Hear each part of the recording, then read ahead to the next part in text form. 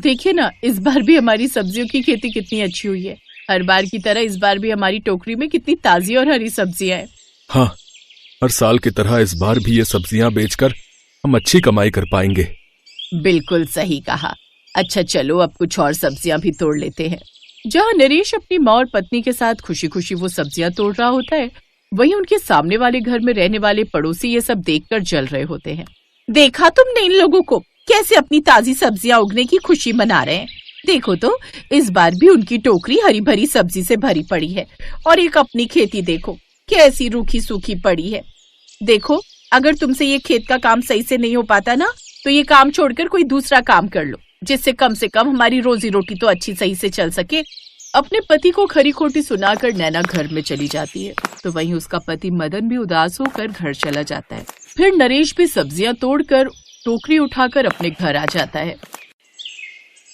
ला बहू, जब तक तू गाय का दूध काटने जा रही थी तब तक मैं सब्जी काट देती हूँ, फिर तू आकर चूल्हे पर सब्जी चढ़ा लेना। ठीक है माँ जी। अपनी सास के पास सब्जी और चाकू देकर पूनम दूध काटने चली जाती है। उसके साथ उसकी 6 साल की बेटी रेनू भी होती है। वो तबेले में जाकर दूध काटने लगती है। तभी रेनू की नजर एक चूहे पर जाती है। अरे माँ, देखो ना उस चूहे को, कैसे वो बार बार हमें देखकर छुप रहा है। लगता है इसे भूख लगी है बेटी और कुछ खाने के लिए ढूंढ रहा है। ऐसा करो, तुम जल्दी से जाकर अंदर से टमाटर ले आओ। रेनू घर से टमाटर लेकर आती है और उस चूहे को खाने को देती है। फिर कुछ देर बाद, आओ इधर आओ मूषक जी, और ये लो खेत की ताजा ताजा टमाटर खाओ। वो चूहा आकर जल्दी से उसके हाथ से वो टमाटर खाने लगता है। माँ, तुम ठीक कह रही थी, इसे तो भूख लगी थी। देखो ना, एक ही बार में सारे टमाटर खा गया ये तो। ए चूहे महाराज जी, आप यहाँ रोज आना तो मैं आपको रोज ये ताजा ताजा सब्जी खाने को दूंगी। हाँ। ऐसे कुछ दिन हो जाते हैं। नैना के साथ साथ अब तो उसकी ननद भी मदन को कई बातें सुनाती। भाई, आपके बस की नहीं है हमें ढंग की सब्जी तक भी खिला पाना। देखो तो कैसी बेकार सी खेती की है। इससे तो अच्छा होता कि आप कुछ और ही काम कर लो। उफ़, यहाँ तो चैन से कोई 2 रोटी भी नहीं खाने देता। बस हर वक्त बातें ही बातें सुनाते रहते हैं। नहीं खाना मुझे ये खाना। मदन गुस्से में घर से बाहर आता है तो देखता है कि नरेश के घर के बाहर काफी सारे ग्राहकों की भीड़ लगी हुई है। ये लो भैया, ये रहे आपके 4 किलो आलू और ये आपके 2 किलो टमाटर बहन जी। तुम्हारे इन लाल लाल टमाटर और इन ताजे ताजे आलू को देखकर ही लग रहा है कि तुम्हारी सब्जी कितनी ताजी है, और तुम रेट भी एकदम बढ़िया लगाते हो। बिल्कुल सही कहा भाई। और एक वो मदन है जो एक तो खराब सब्जी देता है, वो भी इतनी महंगी। अच्छा, तो जब पैसे देने ही है तो फिर इतनी महंगी सब्जी लेनी ही क्यों? वो तो भैया जब तुम नहीं मिलते तब उसी से सब्जी लेनी पड़ती है। लेकिन हाँ, अब मैंने सोच लिया है, अब मैं कभी उस मदन से सब्जी नहीं लूंगा। हाँ। दूर खड़ा मदन ये सब सुन रहा होता है। तभी उस गांव का सेठ नरेश के पास आता है। वाह भाई नरेश, क्या बढ़िया सब्जी हुई है इस बार भी तुम्हारी। पूरी सब्जियां साफ सुथरी हैं, एक भी दाग नहीं है इनमें। तो क्या सोचा है तुमने, इस बार सब्जियों की कटाई करके किसको दोगे? मालिक, कई सालों से मैं आपको ही अपनी सब्जियां बेच रहा हूँ, और जब आपसे इतने बढ़िया दाम मिल जाते हैं तो मैं किसी और को क्यों सब्जियां दूं? ये हुई ना बात। इसी बात पर ये रखो 40,000 रुपए एडवांस, बाकी के पैसे सारी सब्जी लेने के बाद दूंगा, ठीक है? तभी मदन वहां आ जाता है। मालिक, पहले तो आप मुझसे भी सब्जी लेते थे, लेकिन पिछले कुछ सालों से आप तो बस इस नरेश से ही सब्जियां खरीदते। इस साल कुछ सब्जियां मुझसे भी ले लो, ताकि इस गरीब की भी थोड़ी कमाई हो जाए।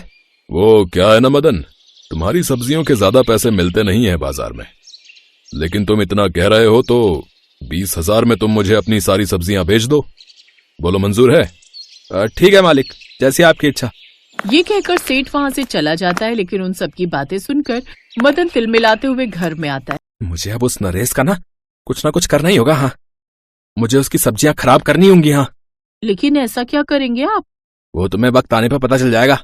ऐसे 2-1 हफ्ता बीत जाता है। फिर सब्जी की कटाई से 2 दिन पहले मदन हाथ में मशाल लेकर नरेश के खेतों में जाता है और केमिकल डालकर उसके सारे खेत में आग लगा देता है।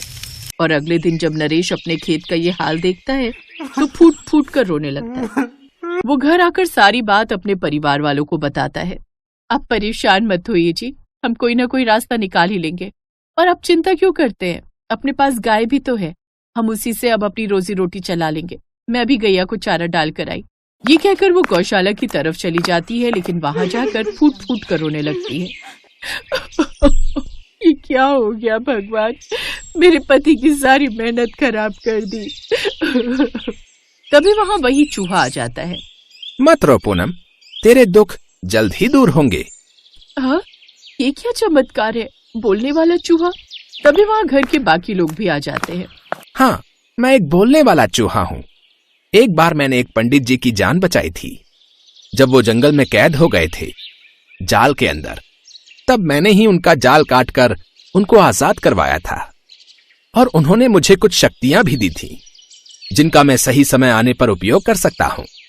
और लगता है अब वो समय आ गया है। पूनम, जहां तुमने भूसा रखा है उस जगह को हटाओ। वहां पर एक छोटा सा छेद है, उस छेद पर जाकर तुम पैर रखो। वो बिल्कुल वैसा ही करती है।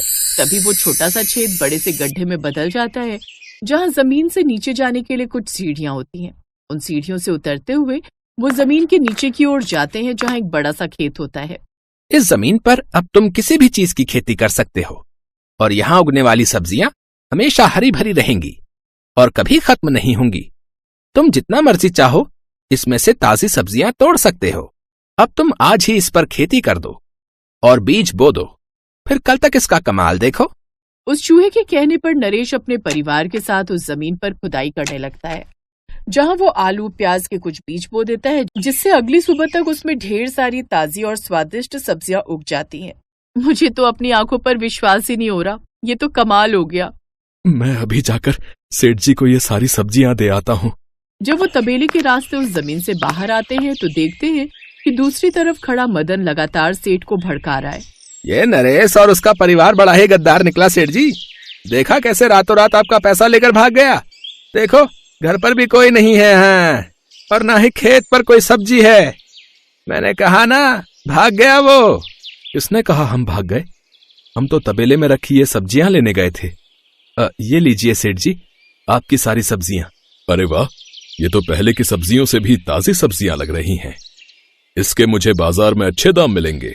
अब नरेश अपने परिवार के साथ खुशी खुशी अपनी जिंदगी बिताने लगा। अब वो जमीन के ऊपर तो खेती करते ही, लेकिन साथ ही साथ जमीन के नीचे की खेती से दुगना मुनाफा कमाते। गोमती ने देखा कि सुबह के 5 बज गए हैं। वो जल्दी जल्दी उठी और मंडी जाने के लिए तैयार हो गई। उठ गई गोमती?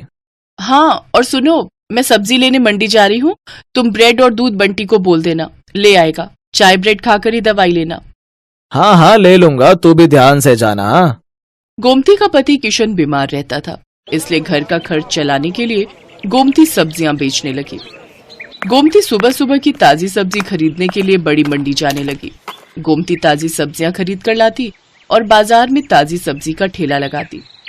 सभी ग्राहक जानते थे कि गोमती बड़ी मंडी से ताजी सब्जियां लाती है, इसलिए सुबह सुबह गोमती के ठेले पर सब्जी खरीदने के लिए ग्राहकों की भीड़ लग जाती थी।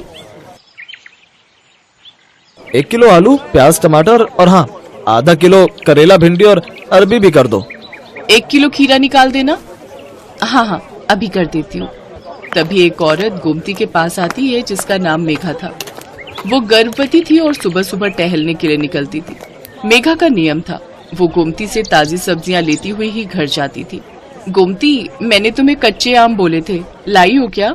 हाँ मेघा दीदी, आपके कच्चे आम मैंने पहले ही अलग ले लिए थे। ये देखो ताजे ताजे कच्चे आम। अरे वाह, इन कच्चे आमों को देखकर तो मेरे मुंह में पानी आ रहा है। वैसे कुछ भी कहो, सुबह सुबह की ताजी सब्जी की सुगंध ही अलग होती है, जो पूरे बाजार में सिर्फ तुम्हारे ठेले पर ही मिलती है। मुझे लगता है तुम बहुत मेहनत से सुबह सुबह बड़ी मंडी से ताजी सब्जियां लाती हो। कितने बजे उठ जाती हो गोमती? मेघा दीदी, रात को देर से सोती हूँ और आप तो जानती ही हो बंटी के पापा की तबीयत ठीक नहीं रहती। पूरे घर का काम देखना होता है, फिर सुबह सुबह मंडी निकलती हूँ 5 बजे उठकर। उसके बाद घर जाना ही नहीं होता, सीधी यहीं आ जाती हूँ और ठेला तैयार करती हूँ। और कोई सब्जी चाहिए, दे दूं क्या? और आज आप अकेले आए हो? अक्सर तो आपके साथ अमर भैया होते हैं। हाँ, अमर को कुछ दिनों के लिए ऑफिस के काम से बाहर जाना पड़ा, आ जाएंगे बोल रहे हैं। वैसे मैंने माँ को बुला लिया है, अकेली होती हूँ ना घर पर तो मन ही नहीं लगता। एक काम करो, मैं तुम्हें सब्जियां बता देती हूँ, क्या तुम रोजाना मेरे घर पर ताजी सब्जियां दे जा सकती हो? अब चला नहीं जाता, पूरा टाइम है ना इसलिए। हाँ, आप चिंता मत करो मेघा दीदी, मैं रोजाना सुबह सुबह की ताजी सब्जी आपके घर पहुंचा दिया करूंगी। इस हालत में आप अपना ख्याल रखो और किसी भी चीज की जरूरत हो तो मुझे वो भी कह देना, मैं ला दिया करूंगी। मैं तो बड़ी मंडी जाती रहती हूँ। बहुत बहुत धन्यवाद गोमती, नहीं तो आजकल इतना कौन करता है। ठीक है, अब मैं चलती हूँ। ये मेरा फोन नंबर है, मैं तुम्हें सब्जियां बता दिया करूंगी, तुम पहुंचा दिया करना। ठीक है दीदी, इसमें अपना नंबर आप खुद ही डाल दो, मुझे डालना नहीं आता। हाँ हाँ लाओ।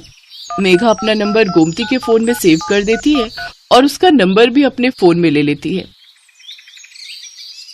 मेघा गोमती को फोन पर बता देती थी कि उसे सब्जी में क्या चाहिए। हेलो, हाँ मेघा दीदी, ठीक है, मैं अभी ठेले पर पहुंचूंगी ना तो पहले आपकी सब्जियां ही अलग करके दे जाऊंगी, उसके बाद ठेला लगा लूंगी। ठीक है गोमती। तुम्हारी ये सब्जी वाली बहुत अच्छी है, बेचारी रोजाना सुबह सबसे पहले तुम्हारी ही सब्जियां अलग करके दे जाती है। इसकी दी हुई भिंडी मैंने कल काटी थी, एक भिंडी खराब नहीं निकली, सब ताजी कच्ची कच्ची भिंडी थी।